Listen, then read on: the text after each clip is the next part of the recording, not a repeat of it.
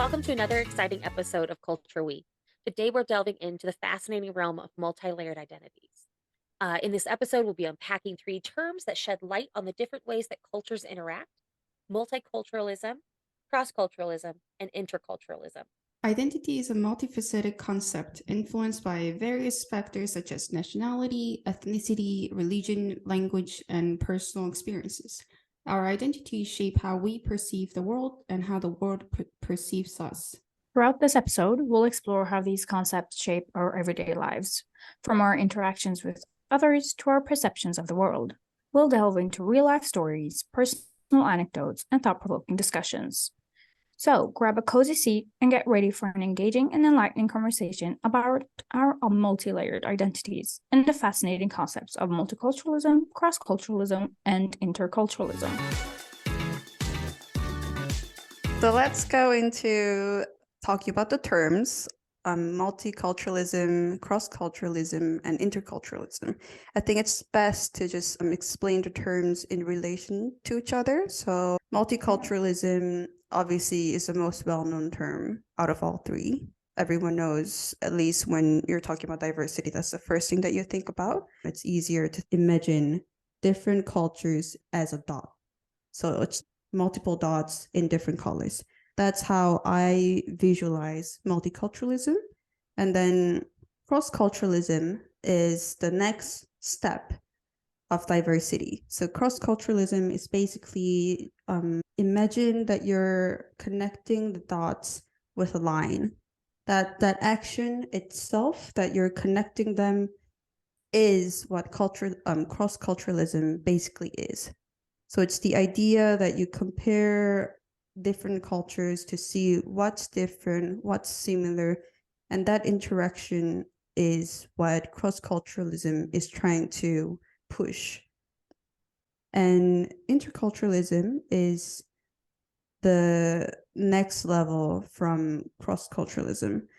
Interculturalism, it's closer to cross-culturalism than multiculturalism is, because cross-culturalism, you think it focuses more on comparison. What's different, what's similar, that's what it's looking. But interculturalism, it looks into the active engagement of it. So basically, when you're visualizing it to understand these terms, interculturalism, you can just imagine Venn diagram. So those little dots that you were thinking and the lines that you were creating, you don't have to think about it. So the dots now, they're merging together. It doesn't mean they're going to be one whole big circle. It means some of them are going to change, some of them are not going to change. That's why it's easier to imagine it as Venn diagram. It's also easier that way because it allows you to understand that interculturalism is not about just one person changing, and it's more the idea that everyone will be changed in some level in your life. Yeah, I hope that helped understanding these three terms of cultural identity. So that was a very good explanation, I think. No, yeah, really, truly. That's good. Yeah, because you've dealt with it through the TCK research, the Third Culture Kid research, correct? Right. So yeah, I would love to start with multiculturalism instead of, I think, from your research and also coming from Sweden, where multiculturalism has been a part of the policy for so long, and where I think we hear it the most. Multiculturalism is thrown around in the news and such in terms of policy on a federal or a national level. Yeah, so it's definitely, when it comes to countries and the things they're trying to implement through policies and stuff, it's definitely multiculturalism that is often talked about. And I honestly not heard the other cross-culturalism, interculturalism terms during my research and or before and after that. So I think multiculturalism is very central. They're trying to implement it, but as we can see with many research and with my own as well, is that it doesn't really work anymore in the same way that they did before. So it's very interesting that these new terms, or maybe they're not even that new, but these terms are coming into more focus, and maybe they actually can work in a multicultural society even better than Mhm. multiculturalism has done so far. I don't know if it's new, but it's definitely not well known enough. Like, for example, in Korea, like Sweden, we only talk about multiculturalism. So everything they're doing with policy and everything, it's always multiculturalism. I don't think there's a term in Korea that explains interculturalism. Cross-culturalism is getting up to multiculturalism level, but it's still, at least with general public, it's not well known. Multiculturalism, I think, even with people that are not studying this, they still know. But other two terms, I don't think it's really common. The hard thing is that usually the policies do not reflect the society in the same way, and they don't support the different cultures in the same way. So I think the biggest problem with multiculturalism failing and not other terms are looking into that much is because the policies, and they need to change, and the implementation of these policies and stuff need to get better to be able to support the different cultures and not just the majority society or culture. Yeah, for sure. It reminds me of one of the podcasts I used, or the podcast I used for my thesis of Armenian Enough. There's a really wonderful guest who talked about the melting pot idea in America, Yeah. which just assumes assimilation, Yeah. whereas she loved to use the term mixed salad. And it's like, no, that's a much better idea of it.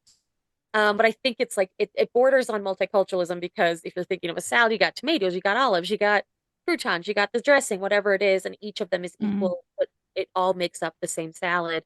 And it gives, you can either border on, we're multicultural and that's a good thing, we're all learning from each other, but in actuality, it's not interculturalism because there actually isn't equality or equity behind those policies.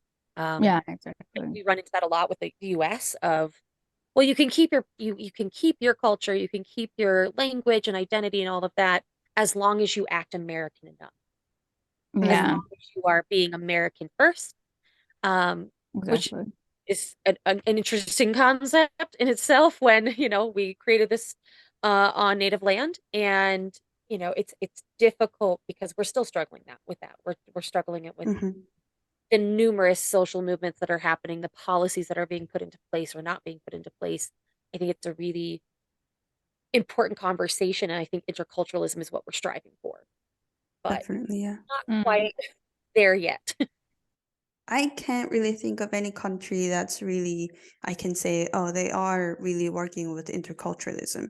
It's more in the sense that multiculturalism, and I mean, it's a good intention that this model started, but I think in the end, it neglecting other cultures within the country, because it's more in the sense that they're just acknowledging the presence of it than doing anything else. There's still division between the cultures that they're not really working to lessen. The fact that we even have to work for acknowledging the cultures is really mind-blowing for me, that it's just, I mean, everyone knows that these cultures exist in their own home country, that they're just not really working to interact with them or even acknowledging them. That's really just, I don't know. Yeah, I think Doesn't the really sit hardest, well. yeah, I think the hardest thing, for example, as me living as a third generation Turkish immigrant in Sweden, is that even till this generation, and we're now into fourth generation, is that people still don't feel like they belong in Swedish society, which is insane because it's been generations, and we were born here and we know the language and we go to school here and we work here, and our entire life has practically been here in Sweden. And it's still so very hard because it's very this separate thing that there is like a wall between us sometimes, that there is from the Turkish diaspora and people here in Sweden, is that, oh, they don't take us in, they don't think we're part of the society, and they don't think us Swedish. And then I don't know, I haven't heard much from the Swedish side because this comes from my personal experiences and research during my thesis, but I think it's the same thing.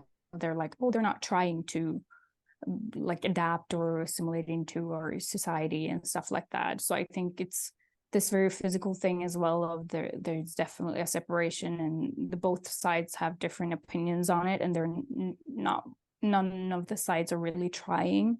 I mean, you sometimes try as from our side, but it's hard that when you see yourself as an outsider, it's also very hard to try to go into that society and actually try to blend in. Or I mean, that's the thing as well of the terms of like assimilation and stuff that we talked about, of adaptation and integration, because you don't really want to lose yourself as well to trying to fit in into another society. And that's usually what like assimilation is, that you try to lose a part of yourself to trying to blend in or fit into another. And I think integration is also can be discussed of, well, does both sides have to lose something, or an adaptation is like a other level of it, of them just like adapting into each other and flourishing while exchanging like cultures and stuff. So I think it's very important, this part of like not one, just like not having to choose to lose a part of yourself to trying to fit in into another as well. I know we talked a lot between ourselves about our theses and such, and settlement patterns and diasporas, and in America, like historically thinking of immigration and settling and overtaking the West, basically. Yeah. There was this kind of safety in number and space in terms of it that you don't necessarily always find today. Where when I was growing up in Wyoming, we don't see it, in the same way than when I moved to Kansas, and there are little cultural communities where I moved was French Canadian, up north was Scandinavian, down south was Scandinavian, you got some Czech, you got German, you got all these, like, they settled in communities because they wanted to keep that identity safe. Yeah. I think of Lindsborg, Kansas, they had a Swedish newspaper for decades, longer than you would ever expect, into the 50s, possibly 60s. And so they desperately wanted to keep that. It's still part of their identity now, but it's very much in the term of heritage tourism. And I know that any Swede that would go to Lindsborg would be like, what? There's dollar horses everywhere. None of them look like ours. They They're don't even have it incredible. here in the head, like capital city even. Oh my God, yeah. No, they fully, like, it says Valcomen on their billboards. I love it so much. They have fully embraced it. They have a May Day celebration. They have, festivals, and it's still very much a part of them, but it's a weird thing in America where I would love to see a mathematician do the data and be like, if it's 20 years past the initial event of immigration, now we're accepting. Now we don't hate everyone from that same place. But as the curator, when I talked about immigration, it was really like every decade, it's like, well, this is who's coming in and this is who we hate.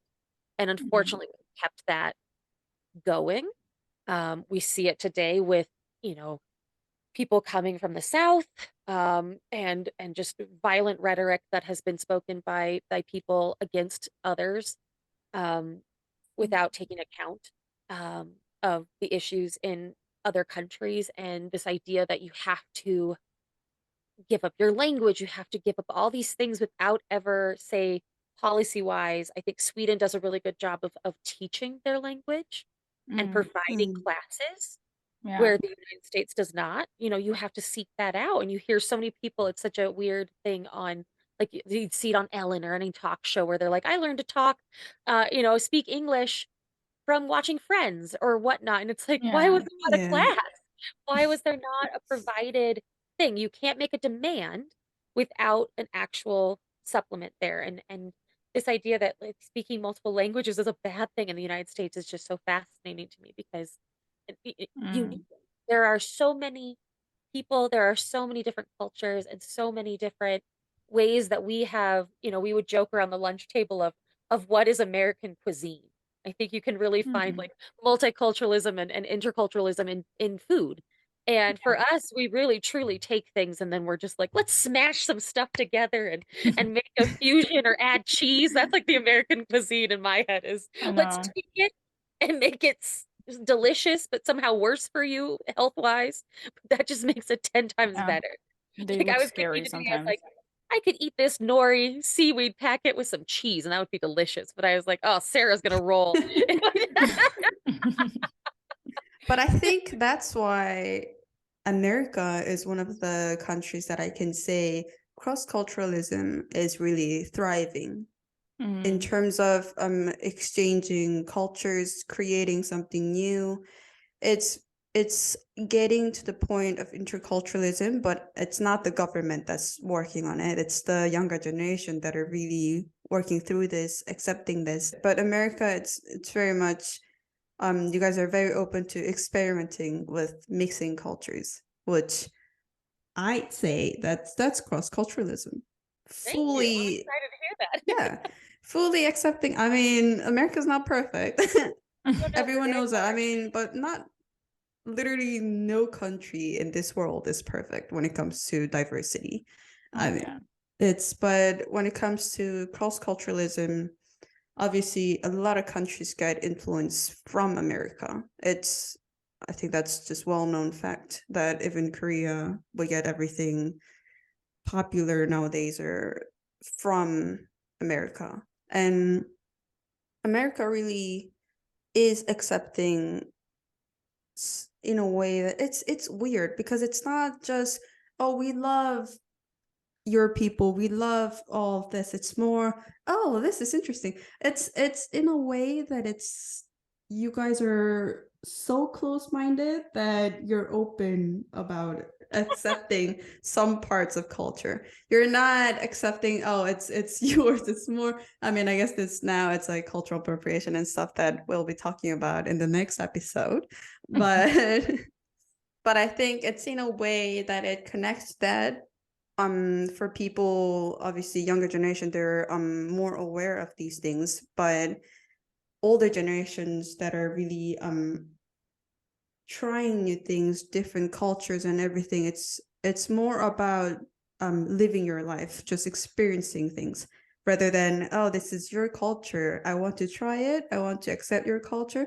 It feels more that it's just American way of living life. But I mean, obviously it needs some changes, but it's definitely one of the things America excels on, experimenting with cultures, influencing different people.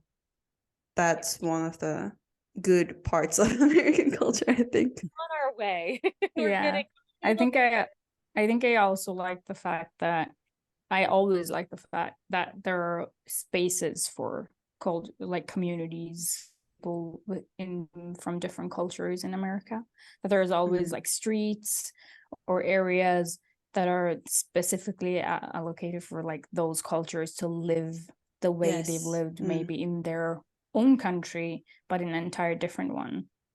Which I think I always felt because of like living in Sweden and being part of Turkish culture as well, and us, the Turkish people here, not really having any space or place to really express ourselves the way we want to in like very open space, because it's always been, I think we always just felt a bit outside of the world because we don't really have those spaces to come together and live the way maybe they wanted to live, be like as a Turkish community, as and express our Turkish heritage and stuff, while still living in another country. So I always love that about, I mean, then you can discuss about cultural enclaves and segregation and stuff, but I think it's still like out of necessity and segregation. Like you think of like New York City. Yeah. And still, you turn a corner, and I remember going to Little Korea. Holy cannoli! Yeah. Where did I just turn the block? I could just turn around and go back. Like it was incredible to see that in person and to see it in a city that was so big and like each street. But yeah, it's definitely born of necessity and survival. And my thesis was on the Armenian American diaspora, and I think it's fascinating. The rise of Glendale is so cool and proves that it can be done in the 20th century, the late 20th century, and now the 21st century continues. That you can build these cultural enclaves and it can still happen, which is fascinating. I think we think a lot of times it's segregated and like, and it's only back in the 1900s. in the early 1900s, but it's really cool to see it continuing. And I think I hope it's one of those things that has been taken back from a negative into a positive, where Yeah. people go and experience, like, I'm desperate to go to Glendale and just experience it and see it for myself and feel like I've been transported out of LA. Um, and, but I mean, it comes with the nuances of, like being too far into a culture and not being able to have fully your identity. I think that was raised a lot in my own research of feeling like you have to choose one over the other. But I think Yeah. those cultural enclaves, because we have so much space in the US and so many people, I hope that that's a positive that will continue to be a positive. Definitely. I definitely think there are a support system for communities. We talk a lot about in the enclaves, like you hear populations where you have immigrants coming over and they go to those enclaves because those are the places that will hire them. They can have a Exactly. safety net. And so what does that look like for new Turkish arrivals into Sweden? Do they know, because like obviously there's a lot of communication. It's the 21st century. There's an ease there. Um, is there still that idea, even though you don't have, say, a necessarily like suburb that is, the Turkish side of Stockholm, but I would assume that kind of safety net is still there. I mean, it depends kind of from where in Turkey you're coming from. So the crazy thing with the Turkish people here in Sweden is that like 40% of us are coming from the exact same place. It's like a small town / village in the middle of Turkey. So we all do kind of know each other, and that's why I think we have a stronger community here, even though we don't really have those cultural spaces to get together. It's because we all kind of know each other, or we know someone that knows that person. Like you'll always find someone that knows someone. So definitely I think if it's from that area in Turkey that they're coming from, they definitely have a support system here, because I mean, yeah, like we said, we're practically relatives and family, all of us. But I don't really know if they come from another city, because I don't think I've ever met a Turkish person here in Sweden that it's not from that town. So actually, I don't even know. Honestly, that's amazing.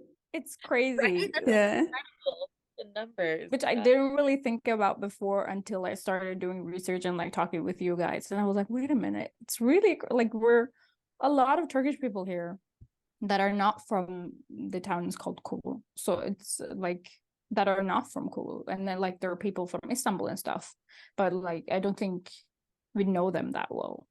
So I guess they have like their own support system and stuff, but I don't know if they come from like an entire different city that is not like people from here are there, and I think it might be still very hard if they don't know someone. Then it's on the government and people that need the support from like financially from there. Yeah, because I think of I had a friend in Kansas that did a map of where the immigrants from Scandinavia were coming from.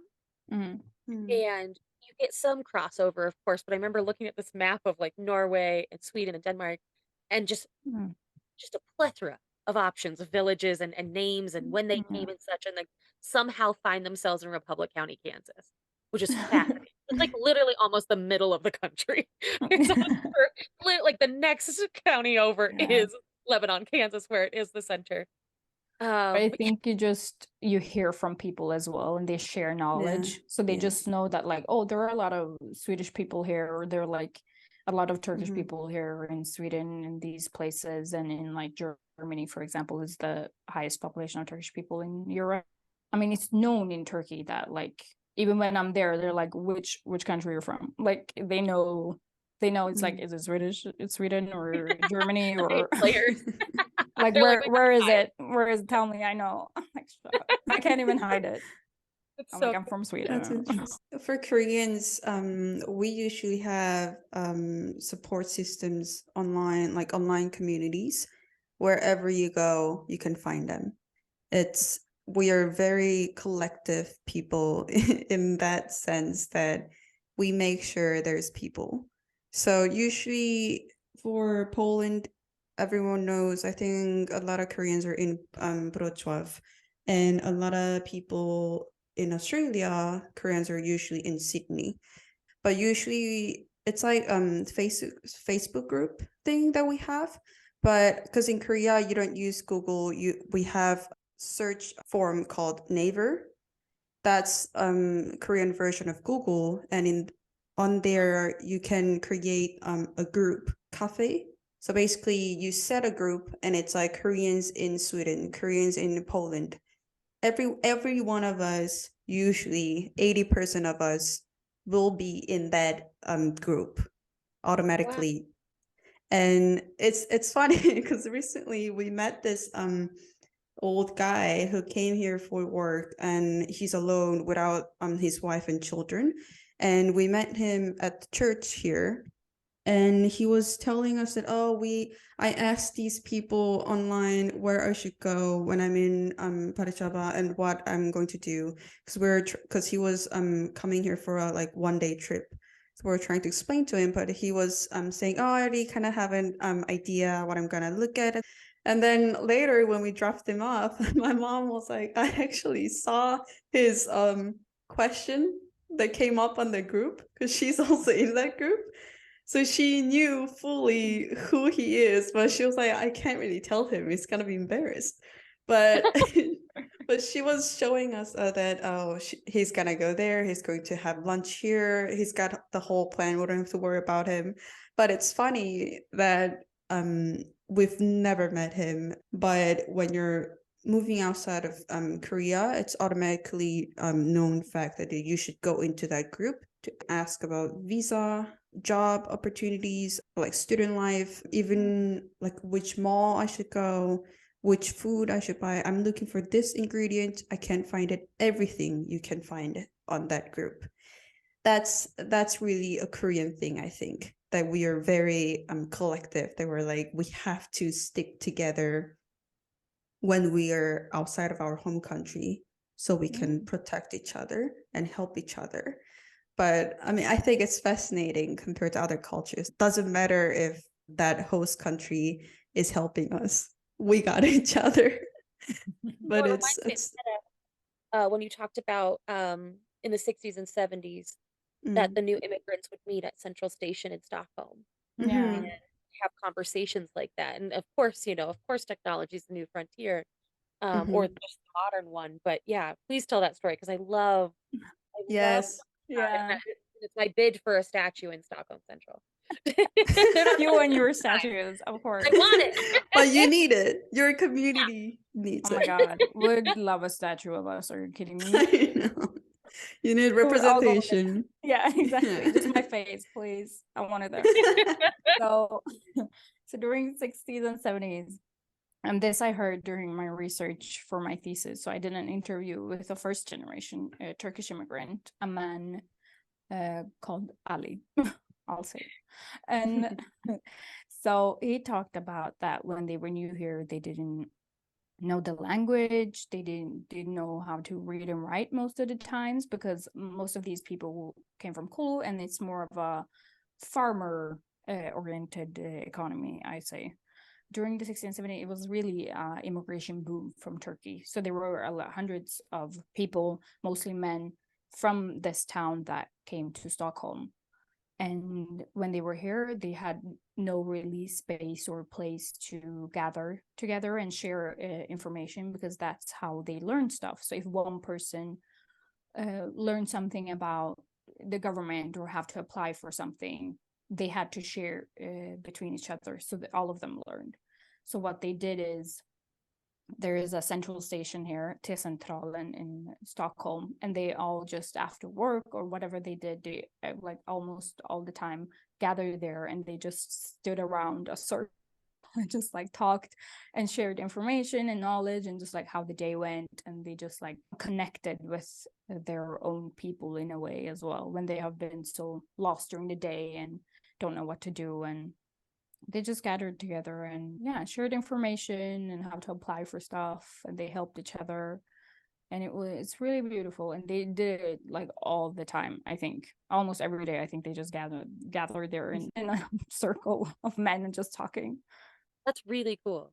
Yeah, I think isn't it really I personally nice? think you should have a festival or a day where you celebrate that heritage. Make yeah. a big bunch of Turkish people just put out the call, be like, Turkish Swedes, get down here to Let's Central meet. Station. Yeah. Let's Oh my God, go. there would be so many people. It'd be incredible. It How would be fun would that be? insane. They'd be like, what's happening? Yeah. All the food, Oh, music, Oh my God. everything. yeah, It'll be invite us fun. because I am dreaming of that Turkish dish I ate with your family. My God. Incredible. I put God, on my list to yes. learn. I know. I looked on TikTok after eating that soup, like the chicken and chickpea soup that you gave Yeah. me. I was like, I I love need also this. it was TikTok. You looked for that recipe and not Google.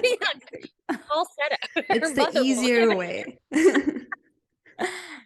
So it has to be. It has to be. Oh my God.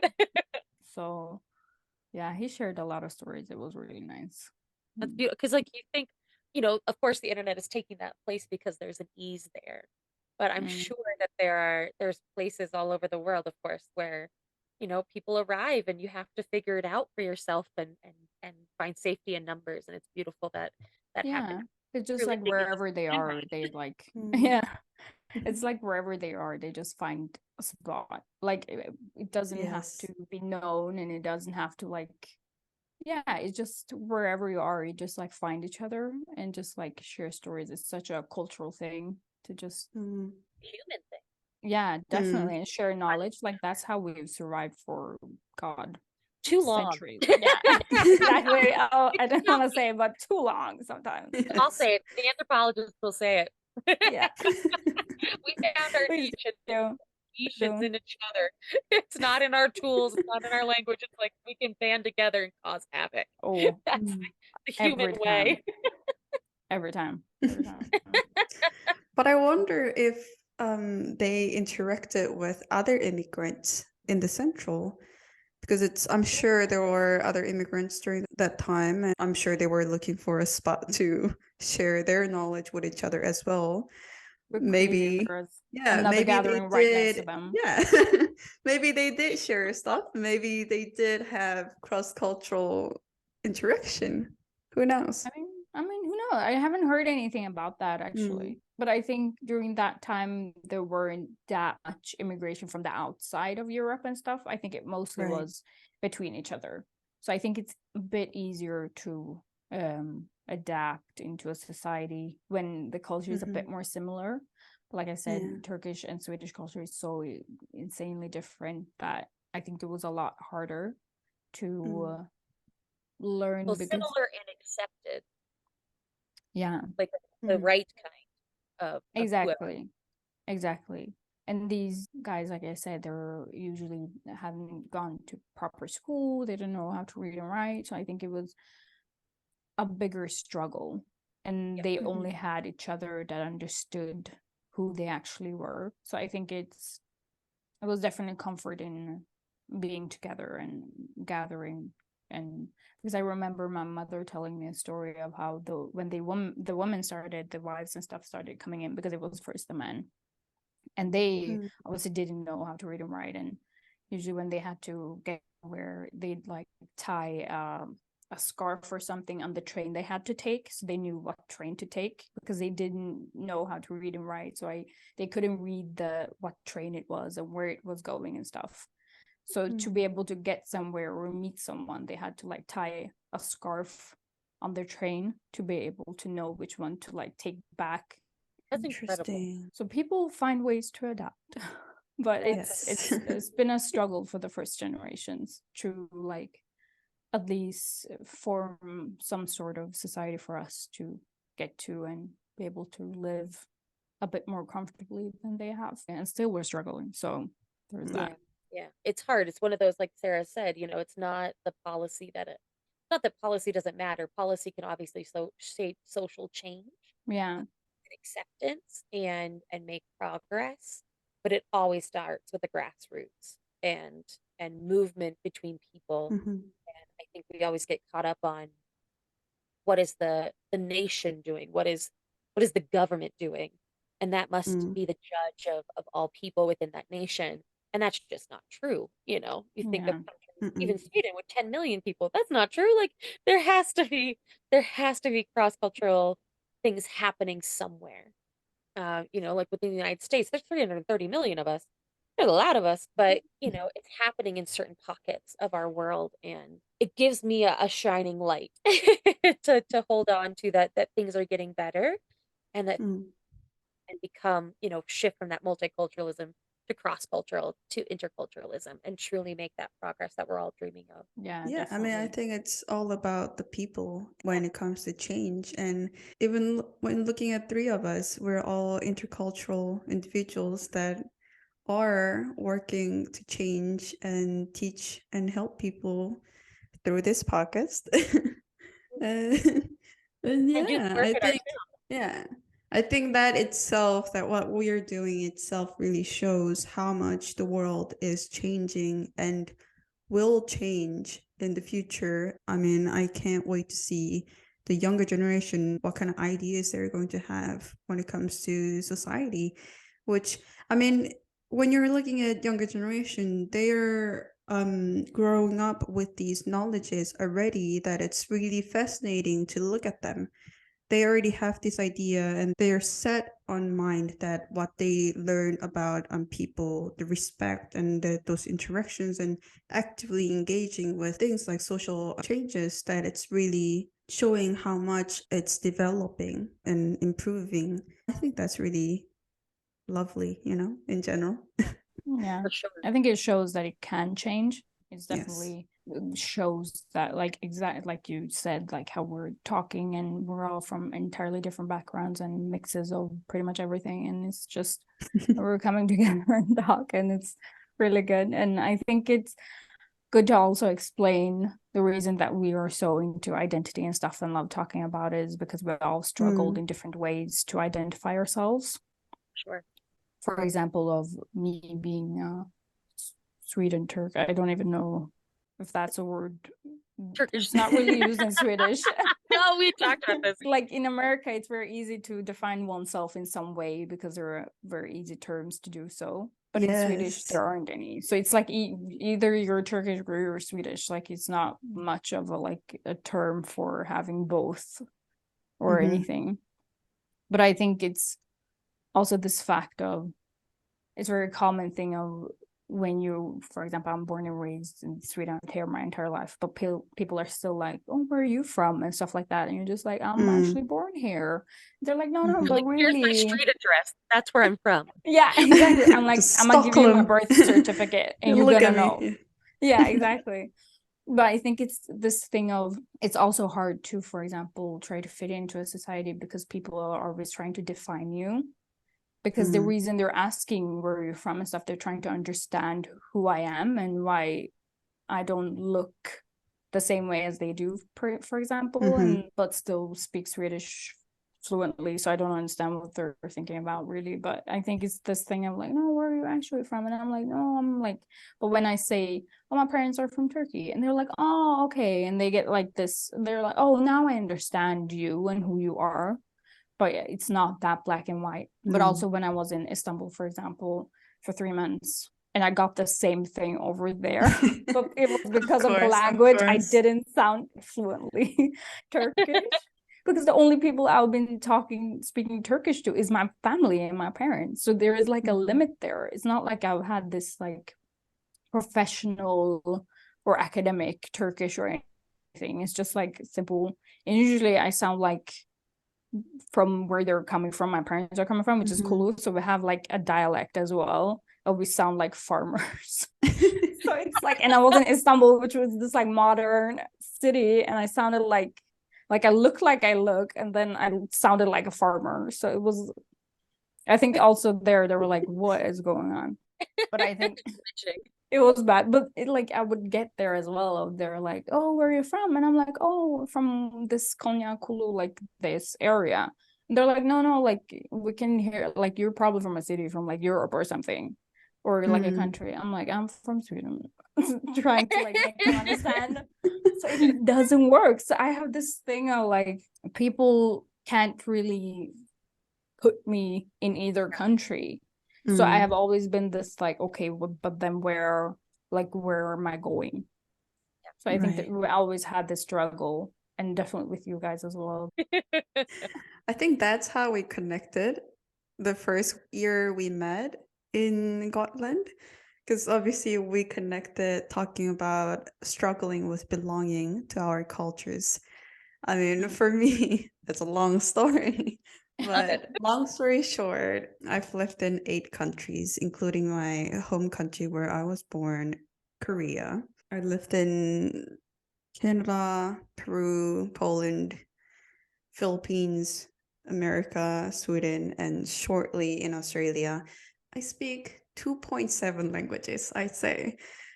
I speak Korean and English bilingually because I mean, obviously, I've been speaking it for a long time, and I speak Spanish, Spanish, Spanish, Spanish. I speak Spanish intermediate level, but I do understand more. And Polish, it's barely, I can't even say I'm speaking it, but I can get by. With all those languages and experiences, I still struggled with accepting them as part of my identity because obviously I only lived there shortly. I thought I couldn't really call them part of my identity. And I mean, obviously I still struggle with it. But like Sadaf said, it was hard for me as a Korean, obviously surrounded by Koreans, yet they did not really accept me as 100% Korean.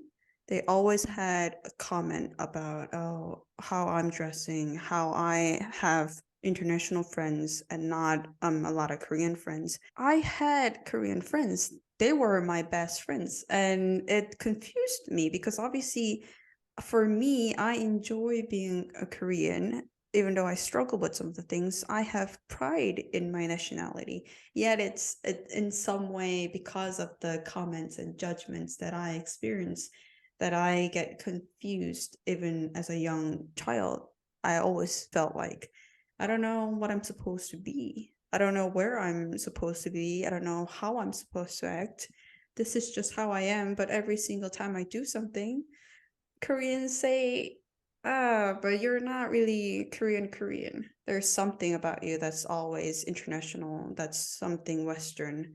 And that for me, I find it fine. It's just part of me. But for other people, it can be a negative thing because Korea can be very close-minded about cultural preservation for themselves. I think that's why this whole podcast is really for me to spread this idea that cultural identity is not just one thing.